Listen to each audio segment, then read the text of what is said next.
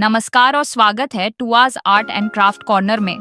आज की वीडियो में मैं आपको दिखाने वाली हूँ कि कैसे आप क्ले की मदद से एक खूबसूरत गुलाब के फूलों की टोकरी बना सकते हैं। चाहे आप शुरुआत कर रहे हों या एक शौकिया क्राफ्टर हों, ये स्टेप बाय स्टेप ट्यूटोरियल आपको एक शानदार सेंटर पीस बनाने में मदद करेगा, जो सजावट या गिफ्ट के लिए एकदम परफेक्ट है।